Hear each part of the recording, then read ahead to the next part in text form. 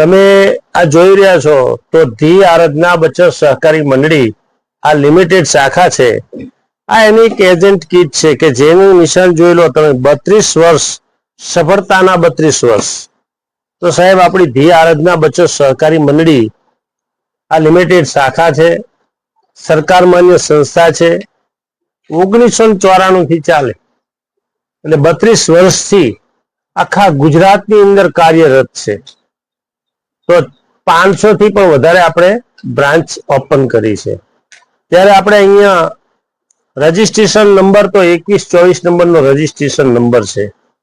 23/9/94 થી આનો મૂળ પાયો નાખવામાં આવ્યો. 23/9/94 થી મૂળ પાયો નાખતા આજે આ મંડળી એક નાનું એવું વૃક્ષ હતું અને આજે એક મોટું વટ વૃક્ષ બની ગયું અને આખા ગુજરાતમાં ફેલી ગયું અને આજે 500 થી વધારે બ્રાન્ચો ઓપન કરી ચૂકી છે. ત્યારે આપણા ચેરમેન શ્રી નવનીત ઝાલા સાહેબ ખરેખર જોરદાર પ્લાન લાયા છે કે લોકો પગભર બને છે, લોકો આમાં કામ કરે છે, લોકો આમાં બચત કરે છે. તો બચતની સાથે સાથે અમને વ્યાજ સાથે પાકતી રકમે પૈસા પણ મળે છે. એવી જ રીતે અહીંયા કોઈ એડવાઇઝર બનીને કામ કરે છે તો એ પણ અહીંયા 5100 થી માંડી અને 45,000 સુધીની ઇન્કમ મેળવે છે. તો અહીંયા આપણે થોડો પ્લાન જોઈએ તો માસિક થાપણ બચત યોજના પહેલો પ્લાન છે. માસિક બચત યોજના બીજો પ્લાન છે તો અહીંયા દીકરી મારી વાલનો દરિયો યોજના. ત્રીજો પ્લાન છે તો દીકરો મારો કુળ દીપક યોજના અને ચોથો પ્લાન છે તો અહીંયા સમજો કે ફેમિલી સુરક્ષા કવચ વીમો. એવી રીતે ઘણા બધા પ્લાનો આપ્યા છે. જેમ કે ફિક્સ ડિપોઝિટ તો 7 વર્ષે ડબલ થાય, બરાબર છે. પછી એક નવી પણ સાહેબ મસ્ત આયોજન કર્યું છે ને સ્કીમ લાયા છે, ધનલક્ષ્મી ફિક્સ ડિપોઝિટ. 15 વર્ષ માટે તમે પૈસા ભરો તો સાહેબ એ પૈસા તમને 15 વર્ષે પણ વધારે ને વધારે ઇન્કમ આપે છે. તો આપણે અહીંયા પહેલા માસિક બચત યોજના વિશે વાત કરું તો શું નામ તમારું? જગદીશભાઈ. તો આપણે જગદીશભાઈને અહીંયા મળીએ છીએ. આ કયો તાલુકો છે? આ દાતા તાલુકો છે. દાતા તાલુકાનું ગામ કયું છે? ટુંડિયા ગામ. તો દાતા તાલુકાનું ટુંડિયા ગામની અંદર આપણે આજે જગદીશભાઈની મુલાકાત લીધી. તો જગદીશભાઈને આપણે આરાધના બચત સહકારી મંડળી લિમિટેડ શાખા વિશે થોડી જાણકારી અને માહિતી આપવા માટે આવ્યા છીએ. ત્યારે અહીંયા માસિક થાપણ બચત યોજના એટલે સમજો કે 500 થી માંડીને 1000, 2000, 5000, 10000, 20000 એમ તમે છેક 20000 સુધીનું ખાતું ખોલી શકો છો. તો અહીંયા બચત કરવાની છે. તો જીવનમાં બચત તો કરવી જોવે કે ના જોવે? બચત બધાને કરવાની છે. ભલે તમે ગુરગામાં કરો, કબાટમાં કરો કે ગલ્લામાં કરો કે કોઈ પોસ્ટમાં કરો કે કોઈ બેંકમાં કરો, ગમે ત્યાં આપણે બચત કરવી જરૂરી છે. કેમ કે આજે બચત કરેલી હશે તો ભવિષ્યમાં એ કામ આવશે. તો આપણા પણ સપના હોય છે કે ભાઈ મારે પણ સારો બંગલો હોય, મારે ગાડી હોય, મારા છોકરા સારી જગ્યાએ વેલસેટ સારી સ્કૂલમાં ભણતા હોય. તો દરેકને ભણાવવા માટે પણ પૈસાની જરૂર પડે છે. તો આપણે નાની નાની બચત કરીએ તો આજે એક નાની બચત રહીને એ સમય જતા બહુ જ મોટી બચત બની જાય. તો અહીંયા માસિક થાપણ બચત યોજના છે. તો આપણે અહીંયા બચત 500, 1000, 2000, 5000, 10000 કે 20000 સુધીનું ખાતું એટલે આપણું એકાઉન્ટ ખોલી શકીએ. તો અહીંયા 6 વર્ષ માટે અથવા 8 વર્ષ માટે અથવા 10 વર્ષ માટે, 12 વર્ષ માટે એમ છેક 24 વર્ષ સુધી તમે બચત કરી શકો છો. તો દાખલા તરીકે કોઈએ 500 નું એકાઉન્ટ ખોલાયું, રેવાભાઈ, બરાબર, 500 નું એકાઉન્ટ ખોલાયું તો 500 ની સામે તમે દાખલા તરીકે 6 વર્ષ માટે એકાઉન્ટ તમે ભરો છો. તો કે ભાઈ મારે 6 વર્ષ માટે ભરવું છે.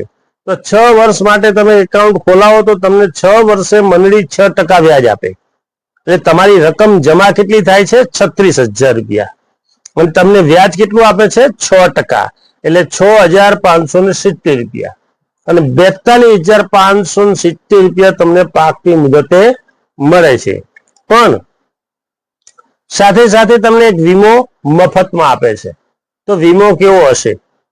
તો જો ખાલી મૃત્યુ થાય તો 10,000 રૂપિયા, એક્સિડન્ટ મૃત્યુ થાય તો સાહેબ તમને 25,000 રૂપિયા. એવી જ રીતે વીમા સાથે સાથે તમને એક આકર્ષક ઇનામ ભેટ કે જે આ મંડળીનો સભાસદ બને છે, 500 કે 1000 રૂપિયાનું એકાઉન્ટ ખોલી અને સભ્ય બને છે, તો એના માટે આપણે મંડળીએ એક સોના ચાંદીના દાગીનો જે 500 થી 1000 અથવા 2000 અથવા 5000 કે 10,000 કે 20,000 રૂપિયા, એ તમે સમજો કે કોઈએ 500 રૂપિયાનું ખાતું ખોલ્યું છે, તો 500 રૂપિયાની સાથે એક નાકની ચૂક આવશે. અને 1000 નું એકાઉન્ટ ખોલ્યું હોય તો એને એક પેદલ આવશે, એટલે સોનાનો હોમ આવશે. 2000 નું ખાતું હશે તો એને ડિસ્કો કરી મળશે. અને 5000 નું ખાતું હશે તો એને વીટી મળશે. અને 10,000 નું ખાતું હશે તો એને બુટી મળશે. તો તમે અહીંયા જોઈ રહ્યા છો, તો દાખલા તરીકે આ ઓમ છે, તો આ ઓમ છે એ 1000 નું ખાતું, એટલે એકાઉન્ટ 1000 રૂપિયાનું જેનું હશે, 6 મહિના પછી ગીરશે. બરાબર છે. એવી રીતે અહીંયા 500 નું ખાતું હોય તો એની માટે આપણે નાકની ચૂક આવશે. તો સાથે સાથે એક અહીંયા વીમો મફત મળે છે, સોના ચાંદીનો દાગીનો તમને ગિફ્ટમાં મળે છે. એ 6 મહિના રેગ્યુલર જેને એકાઉન્ટ ખોલ્યું છે અને બચત કરે છે પછી મળે છે, એટલે 7મા હપ્તે મળે છે ટૂંકમાં. એવી જ રીતે અહીંયા એક લોન ધિરાણ પણ આપેલું છે. તો લોન ધિરાણ કેવું છે કે તમે દાખલા તરીકે સિમ્પલ 12 હપ્તા ભર્યા હોય દાખલા તરીકે, અને 500 રૂપિયાનું એકાઉન્ટ ખોલાવીને 12 હપ્તા ભર્યા હોય તો જમા કેટલા થાય? 6000. તો તમને 6000 ની સામે તમને લોન ધિરાણ આપે છે, તો પહેલી લોન ધિરાણ કેટલું મળે છે? કેટલું મળે ભાઈ રેવાભાઈ? 15,000. તમારા 6000 અને તમને લોન પેટે આપે છે મંડળી 15,000. એટલે તમારી એક આ સિક્યુરિટી કહેવાય, દાખલા તરીકે છે. હવે આવીને આવી આપણી એક યોજના બીજી છે કે દીકરી મારી વાલનો દરિયો યોજના. તો દીકરી તમે જોઈ રહ્યા છો, તો દીકરી મારી વહાલનો દરિયો યોજના છે અને દીકરો મારો કુળ દીપક યોજના છે. તો અહીંયા દાખલા તરીકે મુદત છે 14 વર્ષ, 17 વર્ષ, 19 વર્ષ અને 22 વર્ષ. આ દીકરી માટે એક યોજના છે. તો મસ્ત આપણા નવનીત ઝાલા સાહેબ છે, એમણે એક મસ્ત આયોજન કર્યું છે, આ મંડળીની રચના કરી છે. અને ધોળકા તાલુકાનું બદરખા ગામ, ત્યાંથી આ એક મંડળીનો ઉદ્ભવ થયો. સાહેબ આખા ગુજરાતમાં એનો ફેલાવો થયો. આજે ઘણી બધી મંડળીઓ આપી ચૂકી છે, બ્રાન્ચો આપી ચૂકી છે.